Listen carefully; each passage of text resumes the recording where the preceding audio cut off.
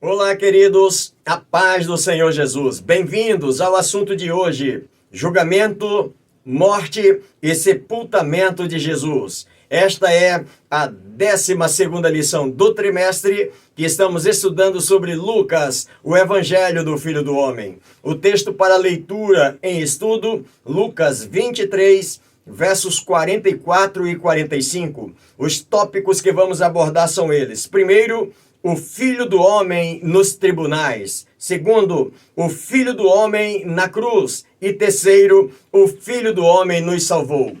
Os objetivos desse comentário são os seguintes. Primeiro, declarar que a salvação nos foi concedida pela graça. Segundo, declarar que o sacrifício de Jesus foi completo e santo. E terceiro, declarar que a salvação não é mérito de obras humanas. E eu sugiro que você faça a leitura de todo o capítulo 23 de Lucas, que somados ao comentário, seu aproveitamento será ainda maior.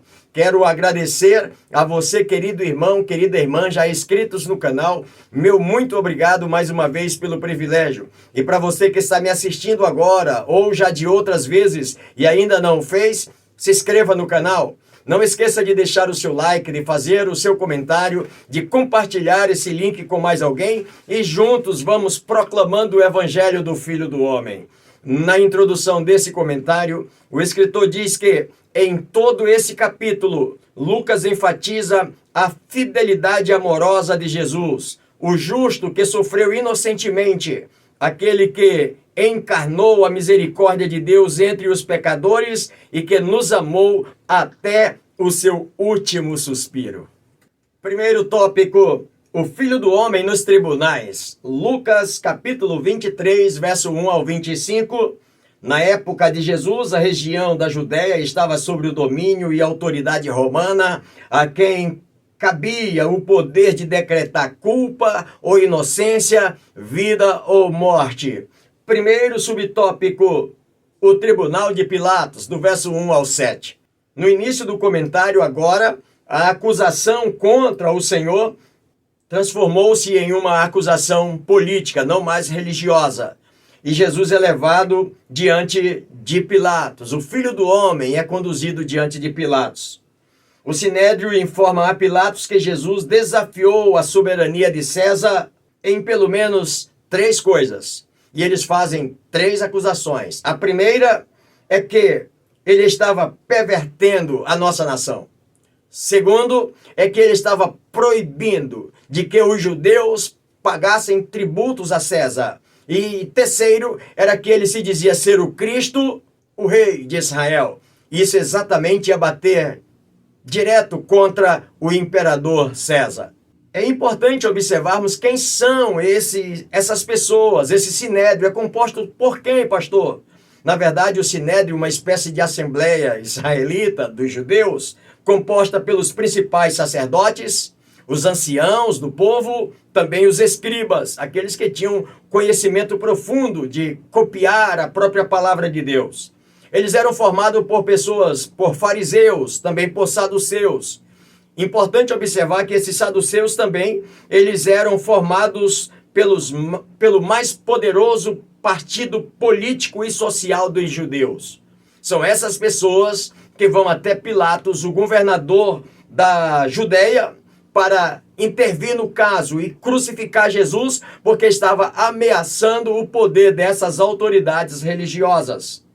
Pilatos, o governador, que está governando na Judéia, porém um romano debaixo da autoridade de César, o imperador. César, o imperador romano que comanda toda a Palestina. Agora escute uma coisa, quando olhamos para esse texto, Pilatos, ao receber Jesus, o comentarista diz que ele fica surpreso de manhã cedo quando tem uma causa diante dele para ele tratar uma causa de pena de morte. E devido à soberania de Jesus, da forma como Jesus é tratado pelas pessoas, e Pilatos o conhece, a sua história, ele não trata desse caso abertamente, mas convoca Jesus para uma reunião secreta, para ouvi-lo. E ao ouvir Jesus, ele percebe que Jesus não tem culpa alguma, que as acusações todas essas acusações todas são fraudulentas. E ele resolve então querer absolver Jesus. E o texto diz que ele fica claro a sua posição, mas ele temia o povo porque estavam ali. Por ele ser governador, ele teme o povo para esquivar-se dessa situação, dele não poder absolver, mas também ele não ver como culpado. Ele resolve então mandar Jesus para Herodes, que é governador da Galileia, um governador romano também, que entre eles não estão se cheirando muito bem, há uma guerrinha entre eles, mas numa forma dele poder fazer as pazes com seu amigo lá, manda Jesus para ser julgado por ele, alegando de que ele descobriu que esse homem é um galileu e precisa ser julgado por um governador que governe a Galileia. É nesse interim que Jesus então sai das mãos de Pilatos e vai para a mão de Herodes, o governador da Galileia, também um tetrarca romano que está governando sobre a Palestina.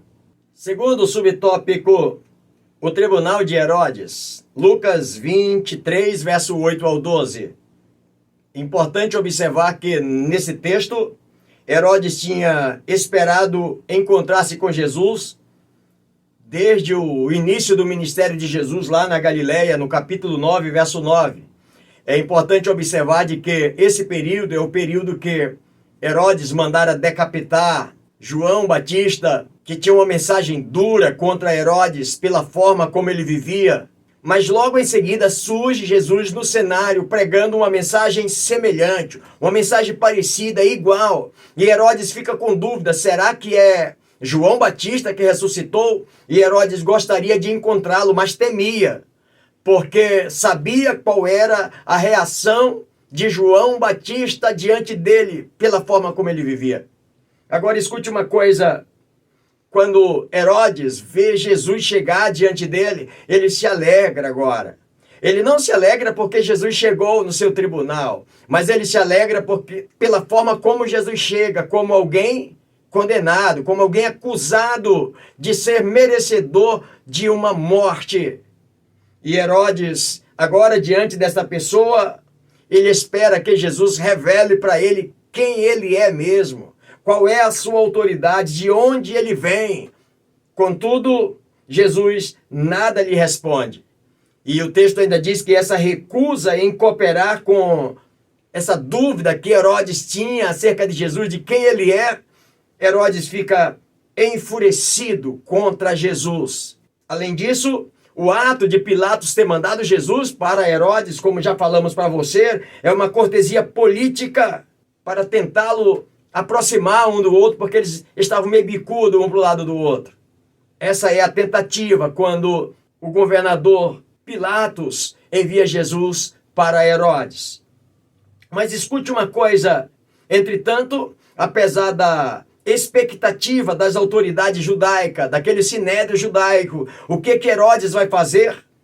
Herodes não pronuncia um veredito de culpa, dizendo, olha, ele é culpado mesmo, ele merece morrer.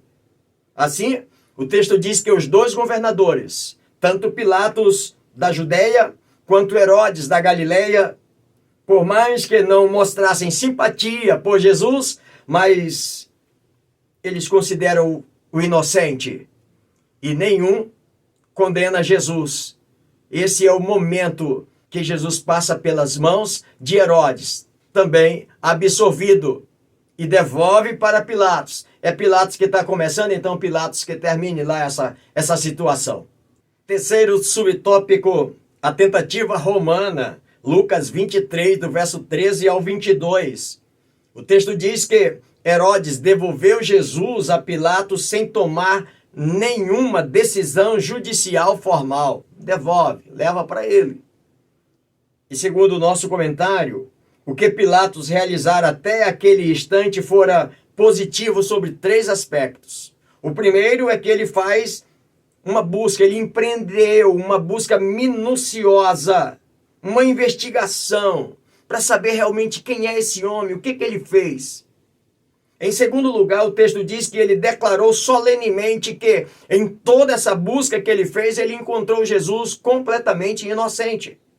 E em terceiro lugar, ele prosseguiu um trâmite lícito em busca de mais informações. Eu quero saber, me dê mais informações. E à luz do texto nós vamos perceber que Pilatos tentou comunicar a inocência do Senhor aos superiores líderes religiosos, aqueles líderes de Israel, mas a sua obstinada rejeição de sua proposta continuava batendo firme. Nós não aceitamos essa proposta, Pilatos. Nós queremos ele morto. Queremos que você a condene. E por último, o texto diz que mais uma tentativa de Pilatos era de soltar a Jesus, porque era costume na Páscoa soltar alguém que estivesse sendo condenado, alguém que estivesse preso. Mas a Bíblia diz que essa multidão, agitados, influenciados por esses líderes religiosos, eles gritam: não solte a Jesus, mata Jesus, solta Barrabás. Barrabás, um homem perigoso que estava preso. Mas para eles, dizia o seguinte: ele não é ameaça para nós, no poder religioso aqui, no nosso poder, na nossa cúpula aqui do nosso sinédrio. Barrabás não nos ameaça. Esse Jesus sim nos ameaça, porque ele está crescendo muito, ele está poderoso, as pessoas estão o seguindo. Ele ainda diz ser ele o rei de Israel. Ele não é ameaça para nós. Barrabás não é ameaça para nós nem para vocês. Barrabás não se diz ser o rei de Israel. Ele diz, então, nós queremos que solte Barrabás, mas que mantenha Jesus preso. Com isso ficaram frustradas todas as tentativas de libertar Jesus, levadas a efeito por Pilatos. E aí ele lava suas mãos e entrega ao povo para que o povo decida o que tem que ser feito. Segundo tópico, o Filho do Homem na cruz, Lucas 23, do verso 26 ao 43. O relato da crucificação consiste em 3 partes, ou 3 etapas. O primeiro, a caminhada até o local da crucificação, que vão dos versos 26 ao 31. Depois, a própria crucificação, que vai do verso 33 ao 38. E, finalmente, a história dos 2 criminosos crucificados, que vão do verso 39 ao 43. O primeiro subtópico, o choro das filhas de Jerusalém. O texto diz que, a caminho do Calvário, personagens importantes surgem em cena a exemplo de Simão. O texto ainda diz que o sirineu, que foi forçado a carregar a cruz de Cristo, registrado em Lucas 23, 26, Lucas também confere destaque a piedosas mulheres, que muito emocionadas acompanhavam o sofrimento da caminhada de Jesus. Esse sirineu que o texto se refere, ele é natural de uma cidade da África do Norte, nas costas do mar Mediterrâneo, que tinha grande população judaica morando nesses lugares. Alguns escritores chegam a dizer que ele poderia ser um judeu que fora repatriado da dispersão, mas também poderia ser um peregrino que tinha vindo para as festividades da Páscoa. E além do texto, nós vamos perceber que essas mulheres que caminhavam com grande sofrimento, Lucas confere destaque a piedosas mulheres que muito emocionadas acompanhavam o sofrimento da caminhada de Jesus. William Hendrick nos informa que naquela grande multidão que seguia após Jesus, havia mulheres que sentiam profunda dor pelo Mestre. E o texto ainda prossegue que enquanto Jesus prosseguia com grande dificuldade, elas observavam a sua fisionomia desfigurada pela dor, seu aspecto totalmente esgotado. Elas pranteavam, o coração delas estava tomado de genuína compaixão. O texto diz que elas batiam no próprio peito e lamentavam aquela cena triste na vida daquele homem que só fizera o bem, Jesus de Nazaré. Mas, de repente, as palavras de Jesus soam como um peso aos ouvidos dessas mulheres, pois o Filho do Homem descreve a elas parte do horror que sobreviria aos habitantes de Jerusalém. Os dias seriam tão maus que dentre as mulheres estéreas seriam bem-aventuradas. É importante lembrar que entre os judeus, uma mulher estéril era sinônimo de maldição. O homem que casasse com uma mulher estéril, ele estava fadado ao fracasso da sua geração, porque não gerava filhos e ele não tinha como prosseguir a sua geração. Mas Jesus está dizendo aqui, olha, mulher, não chorem por mim, chorem por vocês mesmos. Porque dias virão que bem-aventurados são as mulheres estéreis, aquelas que não geraram filhos, aquelas que não amamentam. Por que Jesus está dizendo isso? Pois não teriam outras bocas para alimentar durante a fome que desgraçaria a cidade sitiada. Tais mulheres, diz o texto, seriam poupadas da tristeza de ver os seus filhos morrerem na destruição da cidade. O texto ainda diz que seria uma experiência tão pavorosa que as pessoas pediriam a morte para dar um ponto final no seu sofrimento. O escritor ainda diz mais que seria o cumprimento das palavras profetizadas pelo profeta Oséias no capítulo 10, verso 8, quando ele diz que o pecado de Israel seria destruído. E mais, o texto diz que espinhos crescerão sobre seus altares e dirão aos montes, cubram-nos, e aos outeiros, caiam sobre nós. Isso vai acontecer exatamente no ano 70 depois de Cristo. A palavra final de Jesus é proverbial, diz o escritor. Significa que, se Deus permite tão grande desastre com a morte do seu filho inocente, quanto mais será o vosso desastre sobre Jerusalém cheia de culpa. Estas são as palavras de Jesus para aquelas mulheres. O dia chegará em que tudo isso que vocês estão vendo, todo esse sofrer, que na verdade não é os romanos, foi vocês, foi os judeus que me rejeitaram. A conta vai chegar, e quando ela chegar, vai chegar um pouco mais alta. Foi o que aconteceu com Jerusalém, com Israel, nos anos 70 depois de Cristo, quando fora sitiada pelo imperador romano. E acabou com toda aquela paz, com toda aquela tranquilidade, com toda a esperança que tinha a nação de Israel de rever o seu Messias. Segundo subtópico, a crucificação. Lucas 23, do verso 33 ao 38. O texto diz que levaram Jesus para o lugar chamado Caveira e ali o crucificaram juntamente com 2 criminosos. O escritor diz que Lucas omite muitas das minúcias relatadas por Marcos. Por exemplo, Marcos relata o nome em aramaico chamado Gólgota, também relata sobre o vinho misturado com mirra, relata a hora exata que Jesus morreu, as pessoas que balançavam a cabeça num sinal de repúdio daquilo que ele falava, fazia tanta coisa e não faz nada por ti. E em último lugar, o desafio a respeito de Jesus que dizia destruir o templo e reconstruir em 3 dias. Então essas são detalhes minuciosos que Lucas não relata. E Marcos relata lá no seu evangelho, a partir do capítulo 15, do verso 21 ao 41.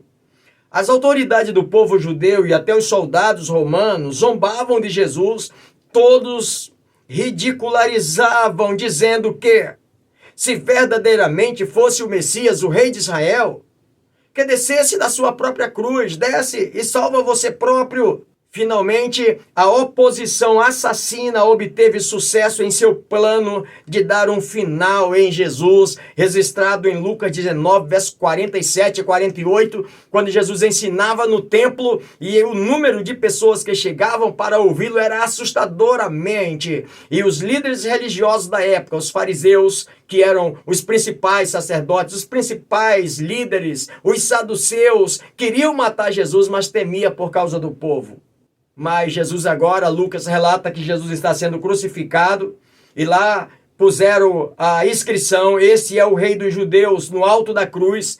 E essa palavra colocada como rei dos judeus é uma nítida intenção jocosa, ou seja, uma zombaria, uma gozação, uma brincadeira contra o mestre, dizendo, esse é o rei dos judeus. Na verdade, eles não estão Eles não estão querendo de maneira nenhuma dar essa ênfase, mas mesmo com essa gozação, com essa brincadeira, eles estão dizendo: ele é o rei dos judeus. Acabou por anunciar publicamente a preciosa e profunda verdade da identificação messiânica de Jesus. Brincando ou não, mas estava lá dizendo: este é o rei dos judeus. Terceiro subtópico, os dois malfeitores. Lucas 23, do verso 39 ao 43. E de acordo com Marcos, capítulo 15, verso 32, esses dois malfeitores, ambos, eles entraram na onda do povo e também eles ridicularizavam Jesus. Porém, o escritor Lucas, ele tem um relato singular pelo fato de apresentar que no meio desse terror todo, um desses criminosos começa a conversar com Jesus. Ele ouve o seu colega, repreende o colega dizendo: nós estamos aqui porque os nossos atos merecem ou mereceram. Nós estamos para ser condenados de igual forma. Mas este homem nem o mal fez e você nem teme por causa disso. E diz a palavra de Deus que naquele momento esse homem arrependido olha para Jesus e diz: Senhor, lembra-te de mim quando entrares no teu reino. O texto diz que esse homem arrependido, ao contrário de todos aqueles que condenavam o Senhor à morte como um criminoso, ele atestou a total inocência desse crucificado. Ele é inocente, ele vai ser crucificado inocente. E o texto diz que Jesus, que na cruz perseverou todo o seu tempo calado, diante de todos os escárnios, diante de todas as zombarias, diante de toda a humilhação, ele não deixou o pedido do criminoso sem resposta. E qual é a resposta que Jesus dá? Hoje mesmo estarás comigo no paraíso. A salvação não é a obra humana, a salvação é graça de Deus, por meio da fé em Jesus. Logo, não tem nada a ver com as nossas obras e méritos, conforme registrou Paulo na sua carta aos Efésios, capítulo 2, verso 8. Aquele homem, aquele criminoso, o pior ato, o pior pecado, seja lá o que ele tenha feito, quando ele se arrependeu, reconheceu que Jesus é Senhor, que pode perdoar, ele obteve o seu perdão, porque o perdão é graça de Deus, é graça imerecida, não é porque merecemos, é porque confiamos e confessamos e cremos que Jesus é o único que pode perdoar pecados. Aquele criminoso foi perdoado no apagar das luzes. No final, no seu último instante, Jesus alcançou com misericórdia. Terceiro tópico, o Filho do Homem nos salvou. Lucas 23, verso 44 ao 56. Primeiro subtópico, nas tuas mãos entrego o meu espírito, versos 44 ao 46. Nesse comentário, queridos, há 4 diferenças dignas de nota entre a narrativa de Lucas e, por exemplo, a de Marcos. Em Marcos, na hora que Jesus morreu, ele diz que o véu do templo rasgou-se após a morte de Jesus. Lucas relata que antes da morte de Jesus, o véu do templo rasgou-se de alto a baixo. Mas também Lucas omite o que Marcos declara quando Jesus se vê abandonado e ele exclama dizendo: Eloi, Eloi, lama sabachthani, que quer dizer Deus, meu, por que me desamparastes? Lucas não faz menção desse fato. Porém, nós vamos perceber no capítulo 23, verso 46, Lucas fazendo alusão que Jesus faz menção de um texto que está registrado no Salmo 31, verso 5.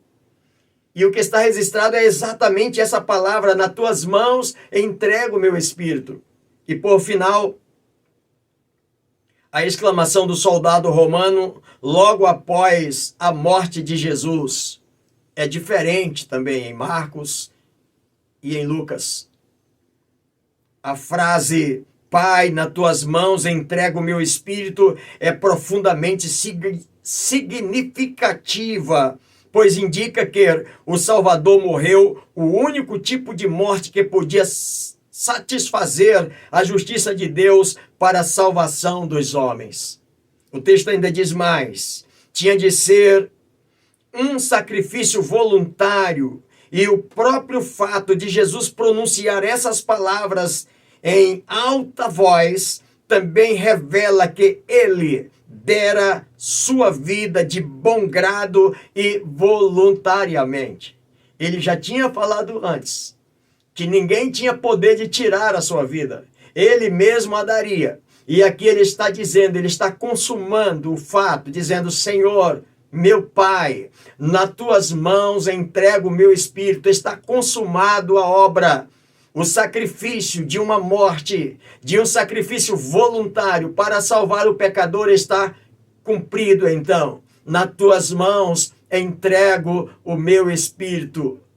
E nessa palavra de Jesus está então a minha garantia, a sua, a nossa garantia de que o seu sacrifício foi aceito pelo Pai e que nós estamos garantidos vida eterna através de Cristo Jesus, o nosso Senhor. Segundo o subtópico, este homem era justo, Lucas 23, verso 47 ao 49.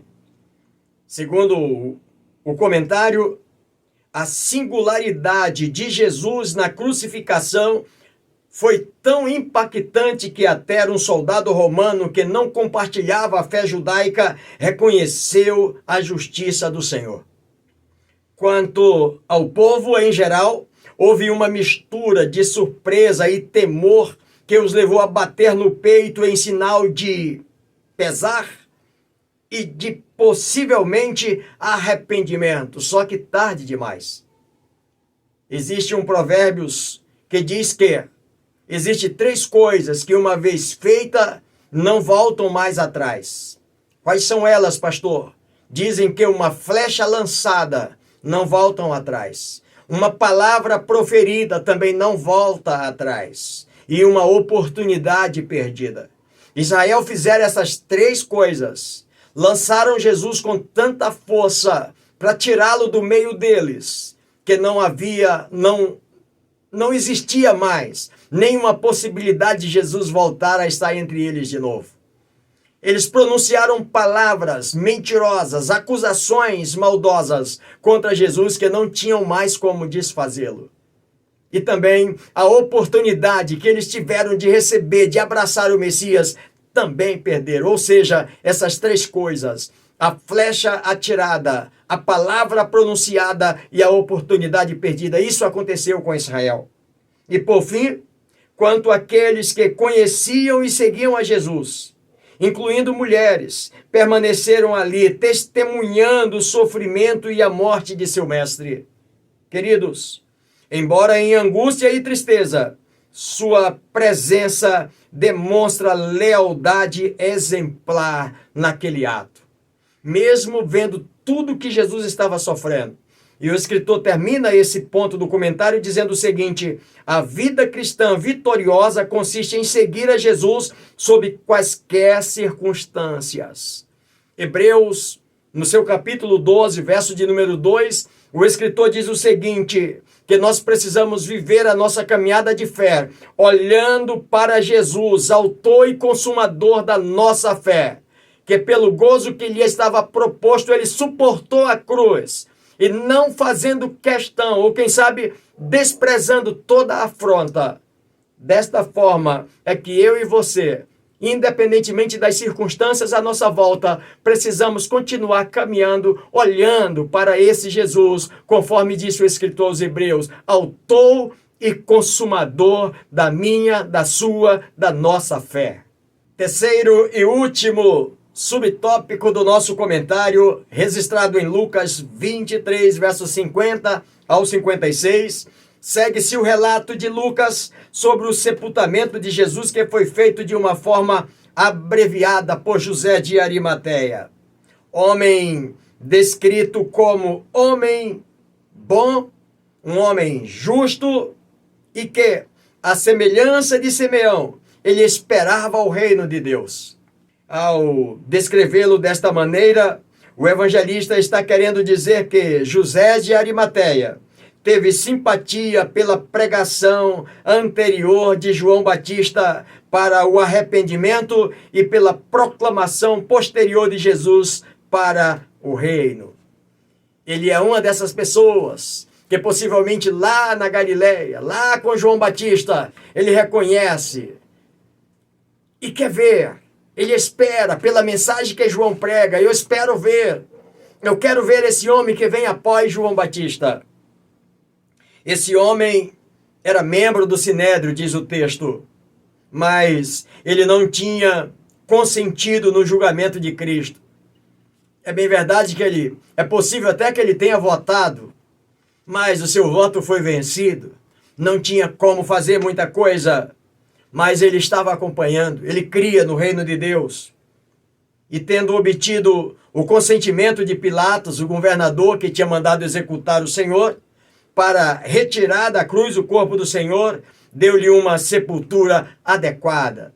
Pilatos libera o corpo de Jesus e José de Arimateia faz um sepultamento digno.